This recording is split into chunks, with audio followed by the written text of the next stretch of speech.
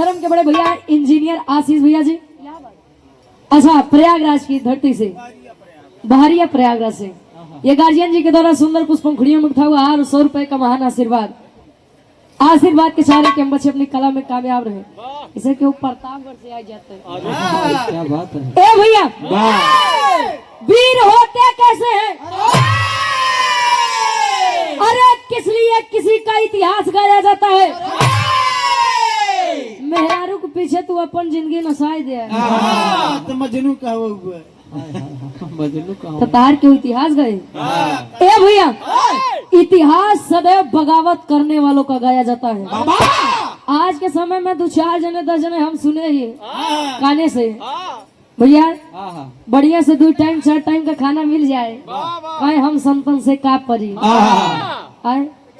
अगर यही हर एक व्यक्ति सोचने लग जाए कि हम संतन से का परी, तो शायद सरहद पे कोई शहीद ना हो और हमारे भारत देश का बैलेंस बिगड़ता चला जाए। 4 लाइन कवि जी भूमिका के अंदर भाव देते हैं, कैसे तक तनी भाव होने क्या बात।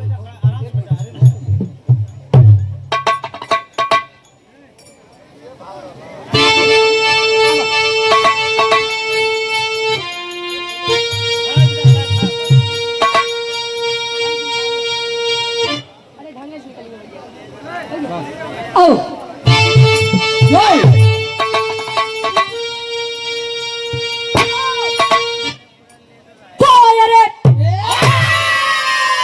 अरे जंग जौहर का बजता बिगुल जंग में रंग लाती थी लोरी की थी जब जवानी, रक्त की बूंद में खून है खून का, अरे लोरी के लइका या भोरी की कहानी, और की छाती पे गर्जन करे सर्वदा, बोला या भोरी माँ क्यों पिंडदान हुआ, मजरी कहे गुलामी न मंजूर मुझको,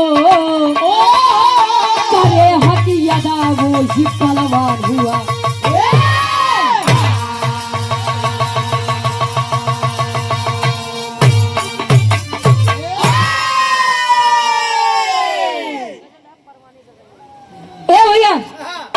जंग जौहर का बजता बिगुल जंग में रंग लाती थी लोरिक की थी जब जवानी। लोरिक आप लोग जाना था, अगर वीरताई के बारे में नाम लिया जाए तो वीर लोरिक, आल्हा और उदल जो हमारे वंशज है, हम जिन्हें जानते हैं, जिनका इतिहास गाया जाता है, उनका नाम इज्जत से लिया जाता है। पूरे बिरहा के निष्कर्ष, पूरे बिरहा के संदेश कवि जी गजल के भाव में देते हैं, कैसे? बाबा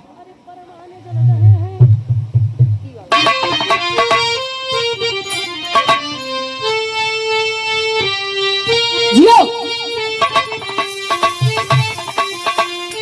नायक कहे वार से सुन में भया काबे में तेरा जलवा, काशी में नजारा है, हमें ये भी तो प्यारा है, लेकिन ये सज्जन पुरुष बहु ही खातिर बा नहीं तो भैया हम संतन से का पड़ी जाएगा। लड़का कहे का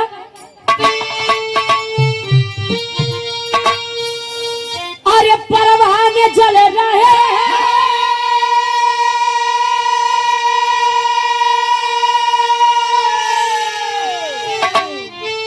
परवाने जल रहे हैं तेरे इश्क में तमाम, अरे जानम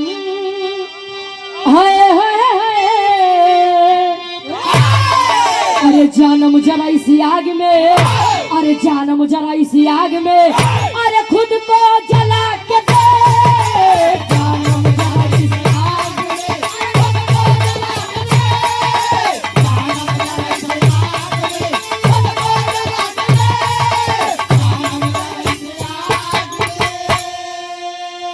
परवाने जल रहे हैं तेरे इश्क में तमाम, अरे जानम जरा इस आग में खुद को जला के देख। ए भैया, लेकिन कवि का भाव है शेर और गीदड़ के बीच में, कैसे?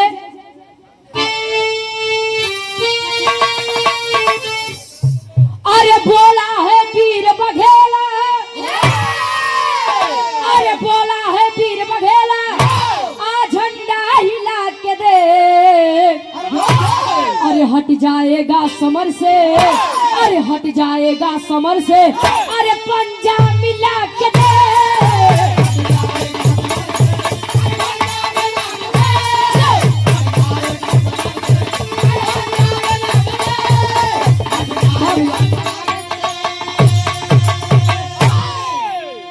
एक बात जान लीजिए, शेर का कोई इलाका नहीं होता है।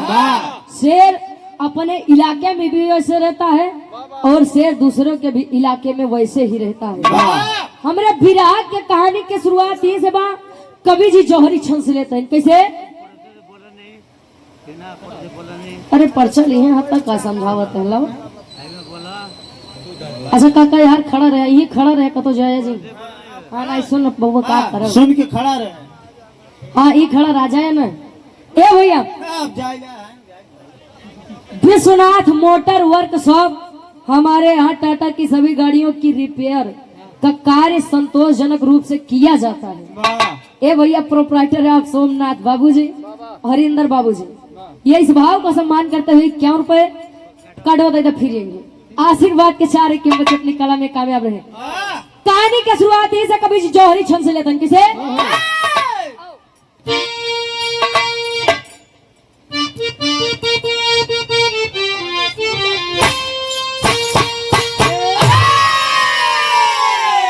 अरे तो एक दिन माता मजरी से भोर के आके बोला, कब से तुम हो ना सोई, अरे अब ताखिया खोला, हे पिताजी मेरे सानी, तलवार हाथ में साजे,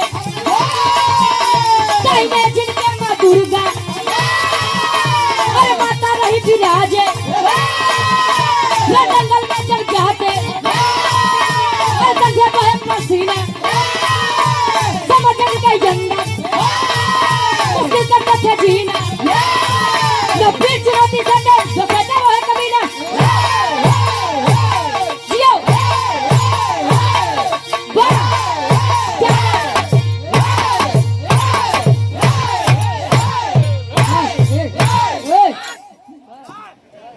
हम जाना थे कि प्रयागराज के शेर है। ए भैया अच्छा चला तोरे लोग के चलतन में केहू के जोश से आए। ए भैया कहानी के समझ ला आसान और पूर्ण विश्वास बा, कहानी शीशा के जैसा साफ हुई। वीर भोरिक, वीर लोरिक और मजरी के बीच में एक लड़का जेकर नाम वीर अभोरिक। वीर अभोरिक धीरे धीरे जब बाल्यावस्था पार किया, किशोरावस्था में प्रवेश किया, मतलब जब लड़कई से जब जवानी में प्रवेश करे। अच्छा काका सब अपने गांव देहात जिला के है, आप लोग ये कहावत सुने होगा कि पहले के पुरनिया काका दादा एक बात कहा जे करे जवानी आवत है तो चोकरत की आवत रही उनका लागत है इनके आए रही काहे पहले के लोग अपन जवानी काम में खर्चा करें, काम मतलब कि पहलवानी लड़े, सरहद पे चला जाए देश के रक्षा करे खातिर, बढ़िया सुबेरे उठ के भोरहरिया 4 बजे बढ़िया रियाज मारे। लेकिन आज के समय में जाना था लड़कियन के जवानी कब आवत बा, बुढ़ौती कब आवत बा, कुछ पता ही नहीं चलत बा। कहाँ पता चले, खटिया पे बीत जाता। खटिया पे कहीं बीते 8 बजे बस सो लेते। अच्छा तो रतिया 12 बजे जगह रहत ना का जाना था। ए भैया और ये 200 रुपए का महान आशीर्वाद बटन गार्जियन जी साजन सिंह गार्जियन जी के द्वारा इस भाव को सम्मान करते हुए 200 देवरिया जिला से। बाबूजी मैं कभी से यही सोच रही थी, मान लो मऊ से आई गए, बलिया से आई गए, अयोध्या से आई गए, प्रयागराज से आई गए, गोरखपुर से आई गए, देवरिया से नहीं आवर है। 200 रुपए का महान आशीर्वाद और पुनः धर्म के बड़े भैया यम के सिंह ए जिया से क्या बात, ये गार्जियन जी के द्वारा 51 रुपए आशीर्वाद के सारे। ए भैया अभोरिक जब बड़ा हुआ माँ दुर्गा की पूजा आराधना विनती इबादत करे, लेकिन माई दुर्गा कभी वीर या भोरिक को ना तो दर्शन दी थी ना तो कभी उनके सामने आई थी। एक दिन वीर अभोरी माँ के मंदिर में जा करके बैठ के माँ से विलाप कर रहा है, माँ आखिर मेरे पिताजी आपके इतने बड़े भक्त थे, जब भी आपको जरूरत पड़ी मेरे पिताजी ने आप अपने जंघे का खून पिला करके आपको संतुष्ट किया है। मैं उन्हीं का बेटा अभोरी हूँ। आखिर हमसे क्या गलती बात कि हमका आज तक तू दर्शन नहीं दू माई। माँ दुर्गा प्रकट हुई, बोली बेटा मैं क्यों खुश हूँ मुझे तो ये नहीं समझ में आता। बोला माई काहे ने खुश हो? कहे काहे कहे बेटा वीर लोरी मेरे बहुत बड़े भक्त थे, जब भी मुझे जरूरत पड़ी खून देकर संतुष्ट किए, लेकिन आज भी उनकी आत्मा भटक रही है, मोक्ष नहीं पाई है। कहे मतलब कि अबे पिताजी के पिंडदान नहीं हुआ है? नहीं हुआ है। वीर अभोरी काया माँ मजरी के पास, जहाँ माँ मजरी बैठी है, पूछ रहा है माँ अभी तक पिताजी का पिंडदान क्यों नहीं हुआ? मजरी माँ बता रही है कि बेटा तुम्हारे पिता वीर थे और उन्हें वीर का पिंडदान चाहिए के मतलब गढ़गौरा में कोनो वीर नहीं है इनका। कहे बेटा वीर तो बहुत है, लेकिन वो पिपरी के राजा सुरपति जो भी पिंडदान करने जाता है पहले उससे युद्ध करना पड़ता है, और युद्ध करने के बाद जीत गया तो ठीक, नहीं तो सुबह का पहला पिंडदान वही करता है। अरे बाप रे, आई गया समझ ले, जान ले हमार गाँव सफल भैया। ए भैया इतनी बतिया जब माही मजरी सुनी, बताई वीर अभोरी गुस्से से लाल हो गया। ए माँ, एक वीर के सामने आप ऐसी बातें कर रही हैं? वीर लोरी के लड़का वीर अभोरी को अपने माई मजरी से कहे, एक लाइन गीत लगत बा कैसे सुना। विश्वनाथ मोटर वर्कशॉप, हमारे यहाँ टाटा की सभी गाड़ियों की रिपेयरिंग कार्य संतोषजनक रूप से किया जाता है। प्रोपराइटर सोमनाथ भैया जान मारे और हरेंद्र भैया। कौन जान मारे? पता नहीं कौन जान मारे। 51 रुपए का मान आशीर्वाद। रुक जा भैया, बिरहा हो जाए, बाद फरमाइश हुई। बिरहा सम्राट स्वर्गीय गुरु रामदेव गुरु जी अपने जवानी के आलम में गावे, गाय ने और गाय के चला गए। तू कहाँ हो? गढ़ प्रताप। गढ़ प्रताप नहीं, प्रतापगढ़। पुरनिया काका दादा रे कहत रहे 900 पढ़ा नहीं, प्रतापगढ़ है। ऊपर प्रयागराज चढ़ा दिखाते हैं। ए भैया गुरु जी का मैं कैसे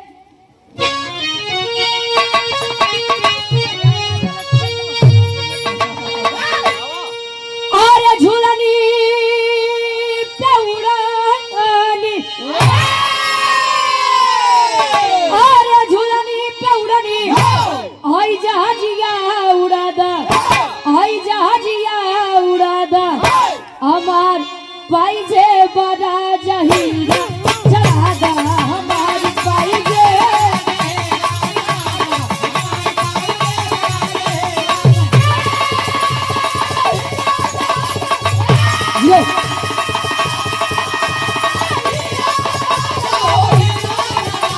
हमार पाइजे बड़ा जहीरा चढ़ादा, हमार पाइजे।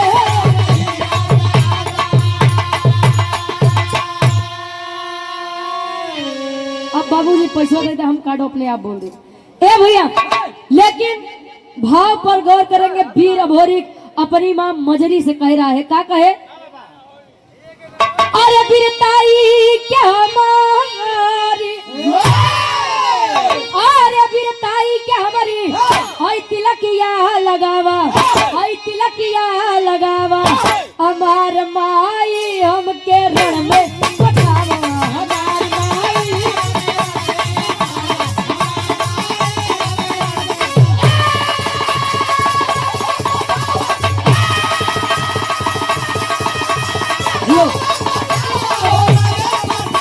हमार माई हमके रण में पठावा, हमार माई हमके रण में पठावा।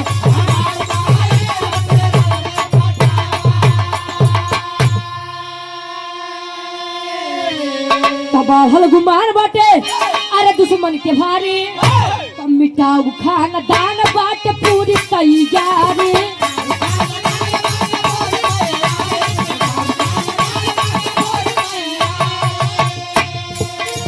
अरे ममता क्या मांगे, अरे ममता के हमारे फिर किया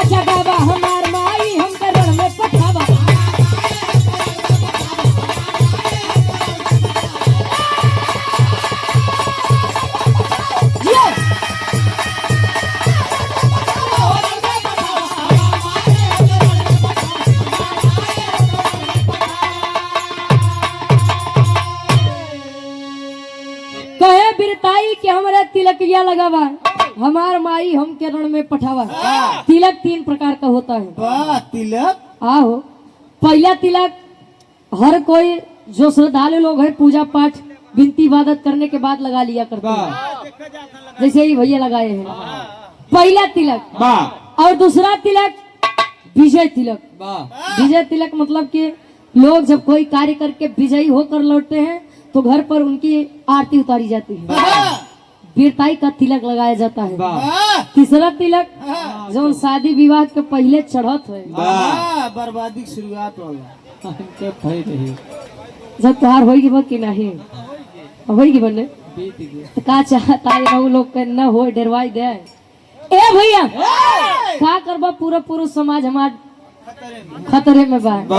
कैसे बा? लव मैरिज करिए तो नीला ड्रम में जाएंगे, अरेंज मैरिज करिए तो हनीमून पे जाइए।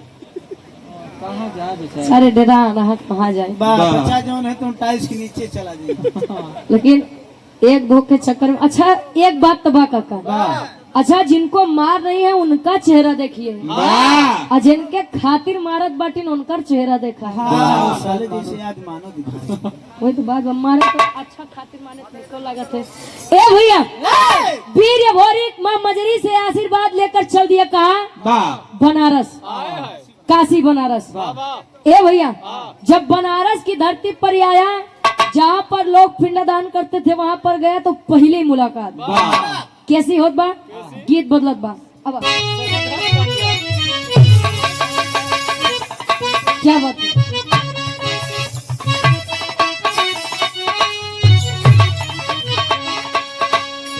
दुल्ही बताओ, पहले के शादी विवाह हो जाए तो गवन के दिन बाद में पड़ता है 3 साल 5 साल 7 साल, क्यों 12 साल। अच्छा जवन भी होते भैया। तो पहले के दुल्ही डरा बेचारी कि हमारे सास ससुर हमका कैसे मिली है, आज के तो सास ससुर डराते हैं कि हमारे पतो कैसे मिले।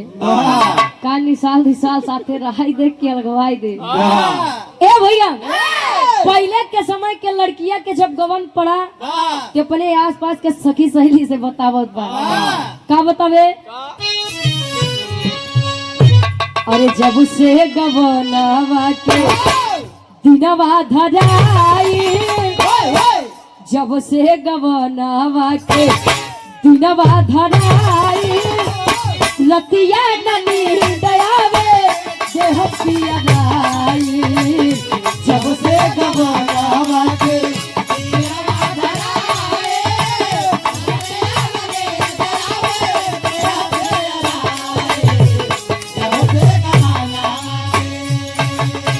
लेकिन वीर भोरी का आशीर्वाद लेके जब बनारस में आया तो पहली मुलाकात हो रही है। करे पिंडदान भोरी, करे पिंडदान भोरी बनारस में आया, शशिधर पंडा से बात लड़ाया।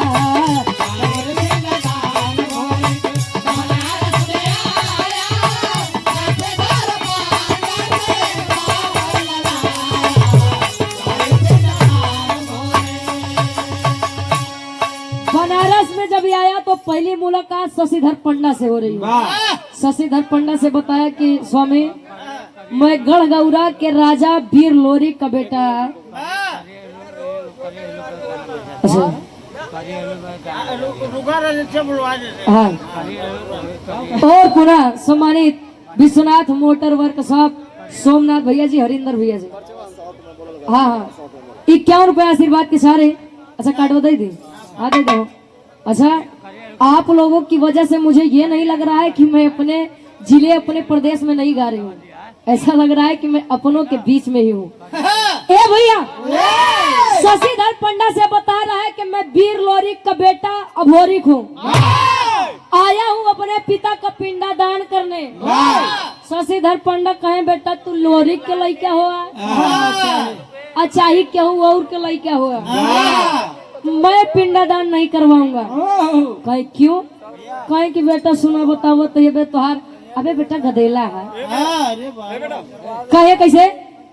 श्रीलाल जी 50 रुपया, अनिल भैया जो श्रीलाल जी भैया जी 50 रुपया और आप अनिल भैया अनिल भैया जी 151 रुपए। आशीर्वाद के सारे के बच्चे अपनी कला में कामयाब है। जायदा 51 बोल रही आई जाएंगे। ए भैया शशिधर पंडा 21 वर्ष से वीर भोरी के समझावत है कैसे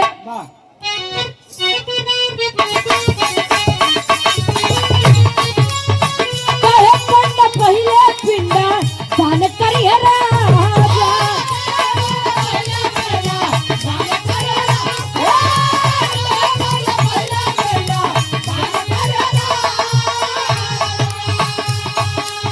जबरदस्ती करवा बच्चा रण में मारा जावा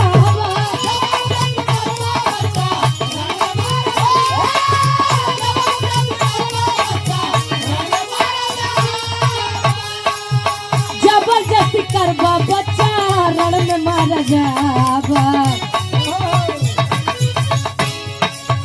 सुन के वचन भोरी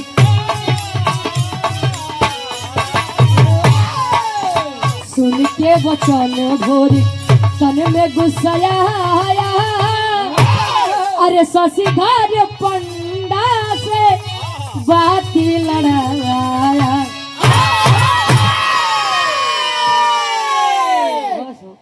ए भैया शशिधर पंडा समझाते हैं बेटा कि मैं पिंडादान नहीं करवाऊंगा। कहीं क्यों? कहीं कि अभी बच्चे हो वो पिपरी के राजा जो सुरपति बा अगर हम पिंडादान करवाए दे तो आए कि जान हमार गर्दन काट डाली धड़ से अलग कर दे। इतनी बतिया जीव वीर या भोरी सुना कहे मेरे पिता का अपमान। अरे निकाल लिया तलवार तलवार निकाल के जब गर्दन पे रखा कहे बोल पिंडादान करवाओगे की शशिधर पंडा सोचत बारे पिंडादान न करवाऊ तो मार दे पिंडादान करवाई दे तो ही मार दे आखिर हम करी तो करी का ए भैया इतनी बतिया शशिधर पंडा सोचत बा तबले एकदम गर्दन पे तलवार रखी बा वीर भोरी के बोल पिंडादान करवाएगा कि नहीं करवाएगा करवाएगा कि नहीं शशिधर पंडा कहे जब सामने बा पहले ओका देखी बाद में बात के वाली बात देखा अच्छा डर के कारण पिंडादान करवा दिया। अच्छा पिंडादान करवा दिया तो शशिधर पंडा और वीर भोरी मिल के आपस में सुरपति के बारे में बात करते हैं। हमार कहानी एकदम समीप में बात और जब पिपरी के राजा सुरपति को यह पता चला इतने दिनों का नियम कल का आकर लड़का खत्म कर दिया। अरे गुस्से में आग बबूला हो गया पलटन तैयार किया घोड़े पर सवार हुआ हजारों की सेना लेकर पहुंचा कहा वही बनारस की धरती पे। अच्छा वीर भोरी देखा कहीं आवा सरऊ आवा तुहिन का इतना दिन से हम लखत रहे तोरिन चक्कर में हमारे बाबू के पिंडा दान रुका रहा आवा या छोड़ब न तो ए भैया वीर भोरी चल दिया कैसे तेरी के भाव में कभी लिखत है। अरे जवानी जंगी जूझे जमके अरे जवानी जंगी जूझे जमके कलोरी पूत भोरी कहे मिटाओ हमके अरे हो हमके अरे हो हमके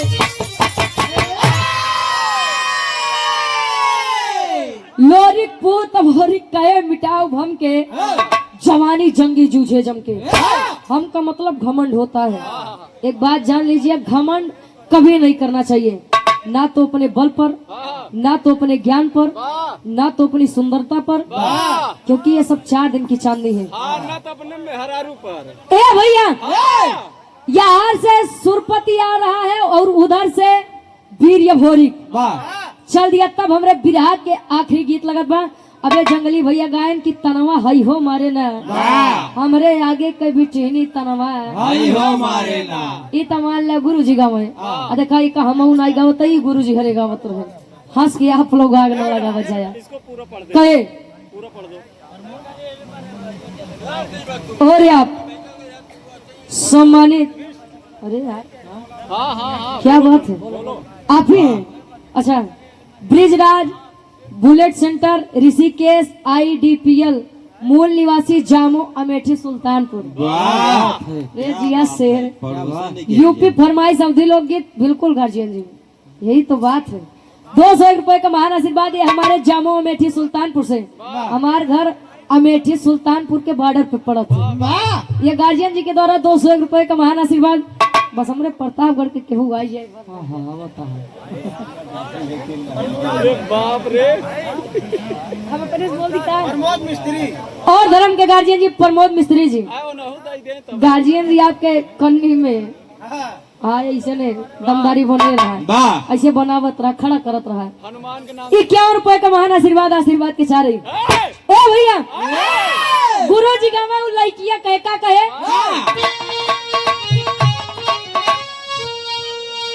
अरे सासू मारे तनवा, अरे सासू मारे तनवा, आई ना नदिया मारे तनवा रे तनवा, आई हो मारे के तनवा, आई हो मारे कि हमारे भैया के तनवा तनवा, आई हो मारे ना।